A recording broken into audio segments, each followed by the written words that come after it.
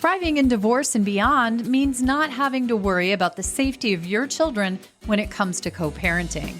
With alcohol abuse on the rise, many co-parents are turning to the system committed to providing proof, protection, and peace of mind. SoberLink's alcohol monitoring system is the most convenient, reliable, and reasonable way for a parent to provide evidence that they are not drinking during parenting time. SoberLink's real-time alerts, facial recognition, and tamper detection ensure the integrity of each test so you can be confident your kids are with a sober parent. With SoberLink, judges rest assured that your child is safe, attorneys get court-admissible evidence of sobriety, and both parents have empowerment and peace of mind. Pull back the curtain on the mysteries of parenting time and trust the experts in remote alcohol monitoring technology to keep you informed and your kids safe and secure. To download the resource I created with SoberLink, Divorce and Addiction, A Guide to Move Forward, visit www.soberlink.com/Susan. Coming up on today's episode of the Divorce and Beyond podcast. There are 5 things that we all do.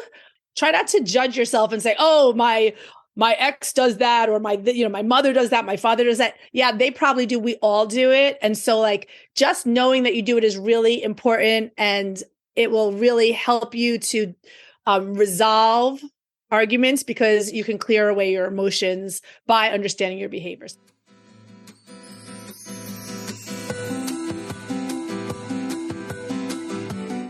Hello, and welcome to the Divorce and Beyond podcast. I'm Susan Guthrie, your host. As a top divorce attorney and family law mediator for 30 years, I know what you need to know to get through your divorce, and most importantly, how to move beyond it to thrive and transition to your new future. My experts and I are here to give you the insider view into the process, so listen in for the wisdom and expert information you need on your journey through divorce and beyond. Hello, and welcome to the Divorce and Beyond podcast. I'm Susan Guthrie, your host. And listeners, we've got a special guest with us today. Gabrielle Hartley is back with us. Gabrielle has been here 3 times before with her first book, Better Apart, The Radically Positive Way to Separate, which basically started the entire positive divorce movement. Then Gabrielle came back and talked with us about mediating through COVID online. Then she came back when her fantastic viral TEDx came out. And now she's back again, everyone, because very exciting, her second book is about to launch. It's going to launch next week. And so I will have all of the information in the show notes for you all. You can still pre-order it now. It is called The Secret to Getting Along and Why It's Easier Than You Think. So Gabrielle, thanks so much for joining us again today. Thank you for having me, Susan.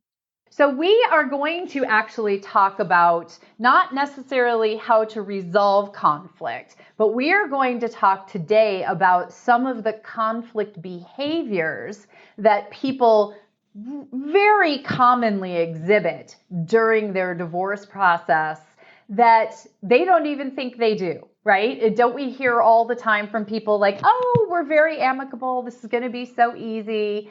And then we find as we dive underneath, there are actually at least one of these behaviors going on. And unfortunately, those behaviors kind of hold things up, don't they? Yes, absolutely. And their behaviors beyond gaslighting, beyond drama queens, beyond lying, cheating, and stealing. Yeah, those things are also sadly pretty common, but these are the more subtle behaviors that you and I, as family law attorneys and mediators now for 30 plus years, we see these, at least one of them, I would say, at some point in almost any mediation process, any negotiation process, because they're human behaviors. We all react to conflict differently. And so these are all things I think, that we're going to talk about. I think the importance of them is making people aware that they exist, both in their spouse's behaviors so they can recognize what's happening, but also in their own behavior so they can see what they might be doing, right? Absolutely, right? It all begins with us, actually. Yeah, I know you talk about that in the book and the TEDx as well. So let's start with just sort of a typical scenario of what we see when a couple comes into a mediation. I know you recently had a blog, and I'll link to this in the show notes, everyone, but you sort of gave an example of a couple that was coming in for their first divorce mediation session. And I have to tell you, I read it and I'm like, yep. And so just so you know and your listeners know, in order to access these newsletters, you actually have to subscribe to the conflict code. They're not posted as blogs. They're part of the conflict code series, which is sort of out there to kind of help you see, okay, how can I get through this crap a little bit better? So anyway, yeah. Where can you find it? Because I have registered for it and signed up, and I love it. GabrielleHartley.com. And you sign up for the private divorce solution. And whether or not you're going through a divorce and you need a mediator, you'll get a couple of emails about how the private divorce solution works. But then after those stop, you're going to continue getting just a weekly, quick little newsletter about the conflict code and how to combat the conflict in your life, how to listen to conflict around you that you may not directly be dealing with, and all things conflict related. So this week I was talking about a couple who came in and they said, Susan, and my favorite line, go ahead, Susan, take it away. What's our favorite line? We want it to be amicable. Right. And I'm like, no amicable. No, good enough. So my goal with people is truly to help them, of course, resolve whatever issues are at hand for them, be it financial, even emotional, or having to manage the kids. But the way that we work together, when you work with me, it's also to start to implement a rollout of a less violent way, not to over dramatize, but a less violent way of communicating, and to actually prioritize peace, not unicorn and fairy, fake, we're besties peace, but just, getting on a better footing. Number one, so if you have kids, they can feel better. Number two, if you have kids and you have to keep seeing your ex, you can feel better. But even if you're never going to see the person that you're divorcing ever again, with or without kids, just so you can feel better about what that relationship was, right? And so people come in and they say, we want it to be amicable. And then the very next thing that happens is somebody comes in and says, we've pretty much gotten it all figured out. And they start to tell you what they've done. And then the other person's like, what are you talking about? Like, you said those things. I didn't agree to those things, right? And it's a very familiar sort of scenario. And so, briefly, there are 5 things that we all do.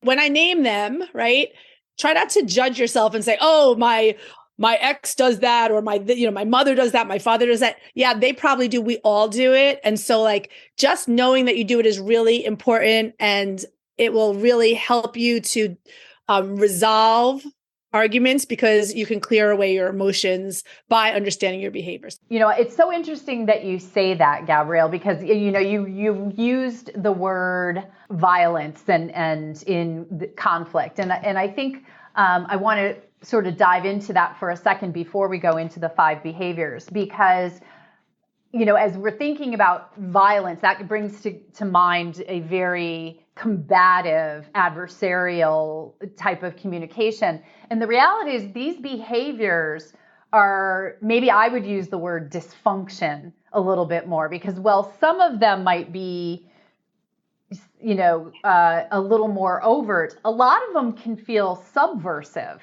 or a little bit about not dealing with the issues head on, or not dealing and being communicative. In fact, I think one of them is sort of the burying your head in the sand. I call it ostrich syndrome, right? Where in fact, the person isn't overtly arguing with someone. They're actually basically just not dealing with it. Right. And sometimes not dealing with something is perceived as acquiescence, and that can start a whole spiral. And I just want to suggest that while these behaviors are dysfunctional, we pretty much all do them. Some of us may catch ourselves when we're doing them, but I almost, I'm not a mental health professional, disclaimer, but these are just behaviors that we learned to cope with their own stress. Maybe our parents did them. Maybe things happened when we were young. So I just think it's really important to just highlight when we say them, that these are things that it's really helpful for you when you catch yourself doing it, especially because if you catch yourself doing them, then you can take a pause and even own, oh, I'm doing this, and say it to the other person. And that will typically de-escalate them from whatever behavior they're doing.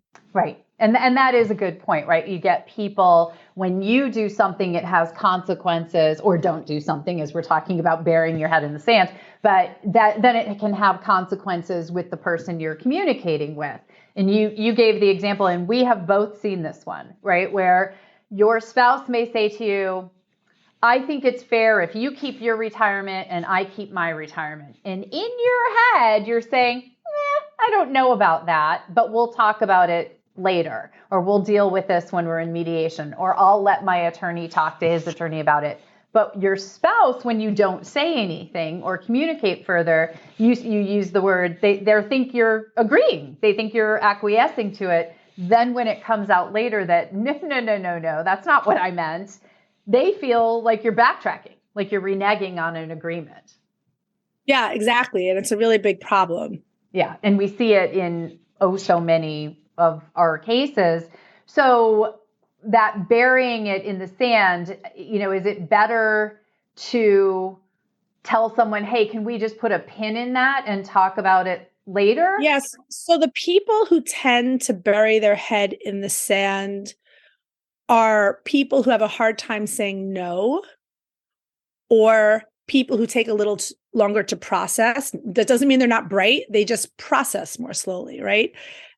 Or you could say they're less impulsive, right? Maybe it's like a good thing that they process slower. As a really quick processor, right? I'm like, they're just slow. But honestly, they're thinking things through. And so adopting some phrasing that you feel comfortable with, you can say, I need a little bit of time. Let's talk about this, and then name when you're going to talk about it, right? Like, come up with a phrase that works rather than giving the person either the overt okay or the sense of acquiescence. Because just as Susan said, you do that and you're going to wind up with a big kaboom. And we have seen that repeatedly. Oh, yes, we have. So many times. And it's unfortunate because then it just sort of starts taking you down a conflict cycle, right? Where now that person feels like you've done them wrong, and you kind of feel like they've done you wrong by presuming that you acquiesced. But there's the flip side of that. And we see this quite often too. And maybe this is that person who walked into the mediation or the negotiation with the spreadsheet of everything that's been already agreed upon. There's a sort of a tendency for some folks to steamroll, I think you call it. Mm-hmm. And so the steamroller is managing their own anxiety. I look at everybody with a glass half full. So you could say, and the person who buries their head in the sand is typically processing the steamroller as though he or she is being controlling, right? But what they're doing more times than not is sort of spinning with all the possible scenarios. Now they may be giving a scenario that they most prefer, which often happens. The person is very cunning. Sometimes they're not. Sometimes they're really bending over backwards to just get the person, the ostrich, to engage. So it's really a dance, understanding. I mean, from my point of view, as the person managing the conflict in the room as a mediator, I'm always looking for what's happening and trying to neutralize the room by bringing down the charge or raising the engagement. Well, and I think it's really interesting what you just said, and I think it might help people in dealing with the behavior that their spouse is exhibiting or the other person in their, in their discussion, that both of these sort of stem from the anxiety of maybe dealing with the unknown, of trying to move things forward, of trying to make sure that the negotiation or the mediation unfolds properly. They're just dealing with their anxiety in kind of completely opposite ways. Exactly. So if you can look at it like that, and you can ask yourself, how do I, like, when you're in a fight with somebody about anything, or, just think to yourself, what am I feeling, right? This is really like the S in the yes method, right? You're going to shelve the conversation for a minute. What am I thinking? What am I feeling? And then how am I acting, right? Because how we act interferes with our ability to really engage with our needs and our emotional story, which is the E in the yes method. So, I mean, it's all very intertwined. It really does all start with you. And it also really starts with you noticing how you feel and taking that pause. So, and by taking that pause, like we said a few minutes ago, you can either stop catastrophizing or stop steamrollering or whatever it is that you're doing, or you can say, ooh, I feel like maybe this feels like steamrollering to you. You know what I mean? Like owning where you are. Right. I think there's a great deal of power in recognizing what you're doing and being able to own that with the other person for both people.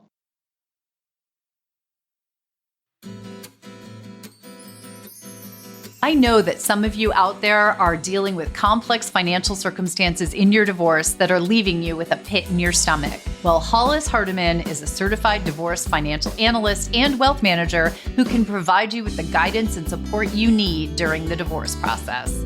Hollis was recently a guest expert on the show, and you can listen to her popular episode, What You Need to Know About Your Money When Starting Your Divorce. Hollis is highly trained and experienced in analyzing all aspects of divorce finance, including property division, spousal and child support, estate planning, and investment tax considerations. She works closely with you and your legal team to ensure you receive a fair settlement considering your financial needs and goals.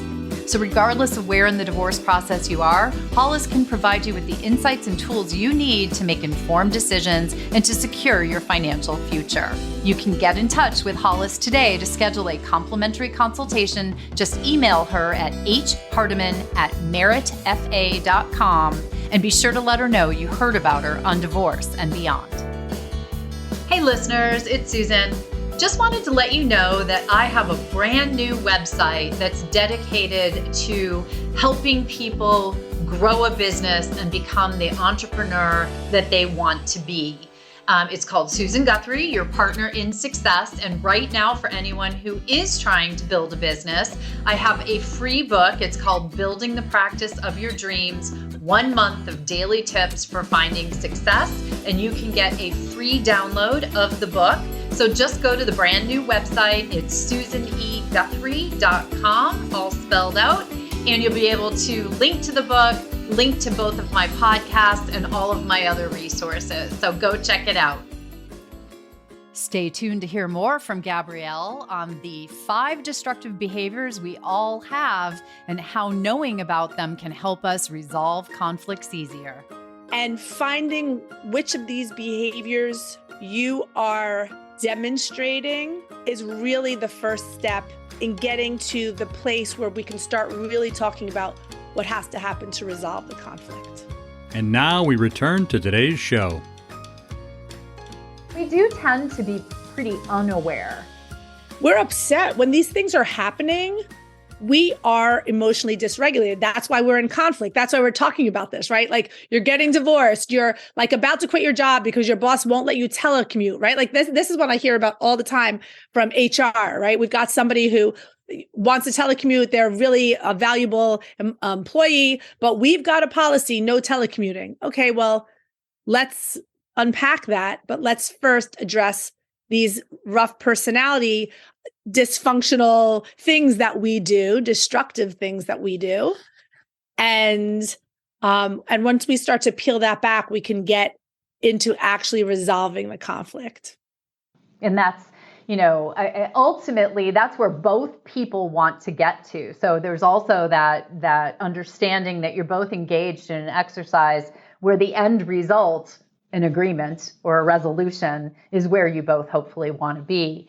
Now, you mentioned a minute ago catastrophizing, and I think that's another one of the behaviors that people exhibit. And you mentioned to me when we were in the pre-taping that catastrophizing is kind of the other side of the coin of another of the behaviors, which is minimizing. What can you tell me about those? Yeah. So like a catastrophizer is the person who has the sense that like the sky is falling, everything's going to go wrong. Chicken Little running around. Oh my God. Yeah, exactly. And interestingly, I know you asked about minimizers, but I'm going to say the same person who buries their head in the sand, when they wake up, oftentimes they're in catastrophize mode because they haven't processed all the little tiny steps, right? So the catastrophizer is more apt to run to court. Oh, this is never going to work out.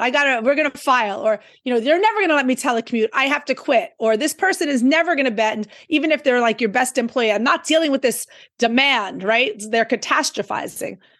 The minimizer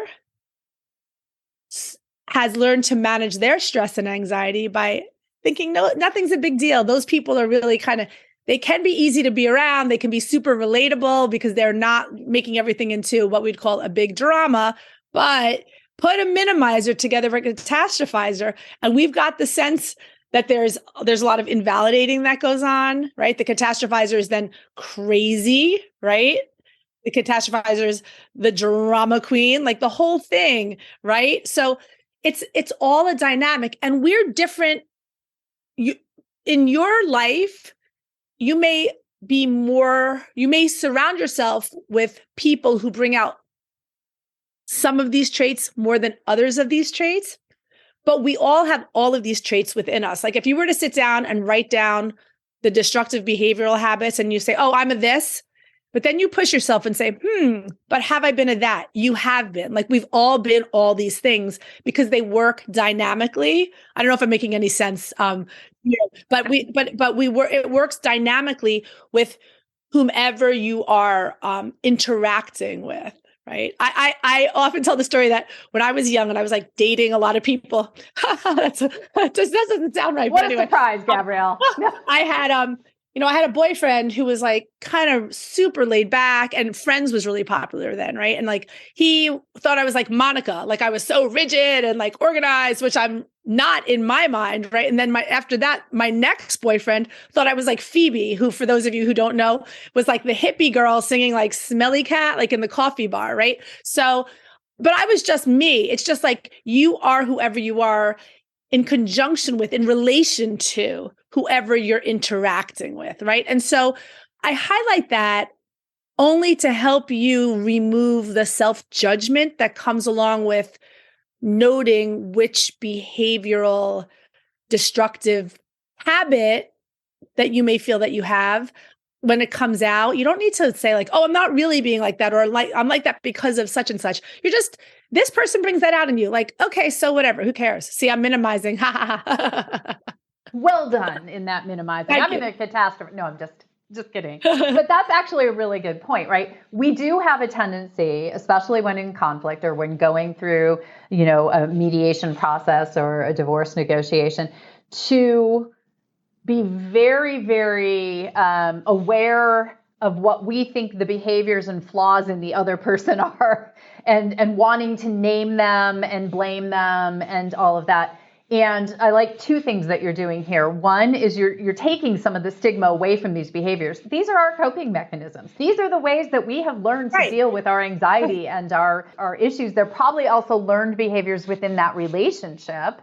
And you might have these dual sides of the coin. But the other thing that you're doing here, which I think is truly important, is pointing out how important it is that we recognize them in ourselves, yet not blame ourselves or stigmatize ourselves for exhibiting these behaviors. So there's benefit on both sides of that. Absolutely. And then the last destructive behavioral tendency that we have is, I affectionately call it pot stirring. And I like to picture, I don't know if we're allowed to say witch anymore, witch's cauldron, stirring the pot. And, it almost seems like a nefarious behavioral trait, but people who pot stir, a lot of them are very, like the people who bury their head in the sands, they can really not like conflict. And so they deflect.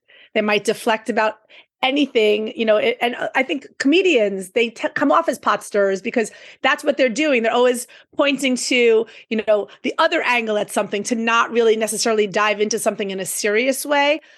Pot stirrers are people too, they're just trying to get through the day, right? And I often hear in mediation, people say, he's always stirring the pot. She's always stirring the pot. And if you look at it a bit more, to bring in a little bit of better apart here, a little bit with forgiveness, right? Like, forgive yourself if you stir the pot, forgive the other person if they're stirring the pot. Like we're all just freaking trying to get through the day and feel better. Let's not make this into something that it's not, right? We're trying to get out of this relationship or make this job workable or get along better with your kid or with your parent or with your brother who's not taking care of your parent the way you think they should be. My brother's listening to this. I'm not talking about you. But you know what I mean? Forgiveness of yourself is the most important part of conflict resolution, and finding which of these behaviors you are demonstrating is really the first step in getting to the place where we can start really talking about what has to happen to resolve the conflict. Such a good point. And I'm going to sort of summarize them. We had steamroll, bury your head in the sand, minimize, catastrophize, and then our good old witchy pot stir at the end. And the other last point I want to make about those 5 behaviors, and you tell me if you agree, I think that we can see any or all of these in both people, in a couple, in a mediation. You may be more of a ostrich, hide your head in the sand, but every once in a while you may pop up with some steamrolling tendencies, or vice versa. Absolutely. And when it comes to couples, as compared to any other conflict, quite often you have one person burying their head in the sand when it comes to finances and the other person burying their head in the sand when it comes to the kids or whatever it is. And also, what comes up in the mediation doesn't necessarily mirror exactly what's happening for the people on the insides. Some things are more visible, some things we're extrapolating from what we see from each other, even in your position or my position as the professional in the room or as part of a team in a larger mediation context. And all of these reasons are why I just keep driving it back to you. You need to figure out what you're doing, because from that, you're going to activate your greatest agency, your greatest accountability, your greatest power to move things from negative to positive and from positive to even better. Right. Which would be the next step. I don't want to leave, we talked some in your TEDx episode, which again will be linked in the show notes, about you mentioned it earlier, yes method for getting along better. Can you just briefly give a little summary of what the book is about? It's coming out again next week, people, on May 16th. So just give people a little summary and how they can get the book. Sure. Well, we're all stuck in conflict everywhere in our lives, more than ever. And the main goal is that, instead of cutting people out, there's ways to reframe relationships, to cut people in, or to walk away with a greater sense of peace and equanimity. The lens that the book is written in is using these 3 key elements, which are intertwined a bit with each other. It's the yes method. It's your role. That's the Y. The E is the emotional story. And the S is shelving heated conversations. And so using the yes method, you can really get through any argument. And it's crazy. It really works. I have 3 sons and a husband, and I got so much conflict around me. And I am like a conflict wizard, ninja. Exactly. Wonder Woman with your golden bracelet. Exactly. Here's the yes method. Exactly. So you can pre-order it right now on Amazon, Barnes & Noble, really any major bookshop, but it's quite easy to get on Barnes & Noble or Amazon online, of course. If anybody is going through a divorce or some conflicted situation and if you want to contact me, just go to GabrielleHartley.com and you can just schedule a contact. Yeah, well, and I wanted to point out, because you have, and for anyone who's listening who is going through a divorce, you've heard sort of Gabrielle's truly deep understanding and knowledge of the actual, process of conflict and conflict resolution. And she's incorporated that into something she calls the private divorce solution. And it's really, it's really a whole different level of divorce mediation and a divorce mediation process that has been curated through her many years of experience and wisdom to really help people. So can you tell people just a little bit about the private divorce solution? And again, I believe it's available at GabrielleHartley.com. Yeah, you just go up to services. So the private divorce solution is a flat rate mediation service, which is curated especially for you. You can buy them in bundles of 2 or 4. I also create special bundles if you have specific circumstances. And during that time, I only take a limited number of clients, and you have open access to me to get you through your divorce, through all the hardest parts, so that you can move forward and get your family on a better track. And so that the divorce is not only the ending, and it doesn't, like, the hard parts are things that you went through already at home. This private divorce solution helps you take charge of the rest of your life in the most peaceful way, positive. And I almost want to say it's a lot of fun. I don't know if it's fun for the clients, but I think there's a sense of peace that clients have. And I've gotten feedback from people that it's really changed the way they interact with their partners. And for me, that really warms my heart whenever I see something like that. I'm like, oh my gosh, that it's really, the process is very special. There's a lot of teaching that goes on as part of the entire program. And you have those skills then to take forward with you. And if you have a difficult ex, you really want to bring them in because, they get some skills. Right. Well, and such a good point. And I think you've shown, everyone, think about what it would be like to go through a divorce mediation process with someone who has the knowledge and understanding and ability to share with you, just like Gabrielle did in this episode about, the 5 behaviors that people exhibit. I guarantee you, knowing those 5 behaviors is now going to change how you go through any difficult conversations, conflictual situations in your life going forward. And Gabrielle brings that wealth of knowledge and experience to her process. Not that easy to get in to see her. I will say I know how busy she is, but if you are going through a divorce process, you want it to be, next level, get in touch with Gabrielle at GabrielleHartley.com. Well, Gab, I always enjoy having you come visit me. I cannot wait for the book launch next week. You'll be seeing me, everybody, all over Instagram talking about the book, and Gabrielle as well. So don't forget to go follow her on Instagram at Gabrielle Hartley ESQ, just like me, at Susan Guthrie ESQ. Thanks so much for joining us, Gabrielle.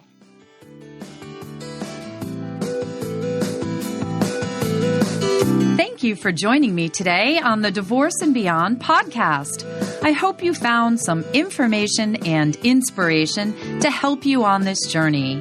Please join me every Monday at 6 a.m. Eastern Standard Time for a new episode.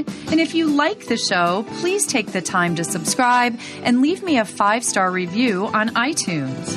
You can also find more information on the website at divorceandbeyondpod.com, where you'll find links to the YouTube channel, transcripts of the episodes, and other bonus content. So I'll see you next week to help you move through your divorce and beyond.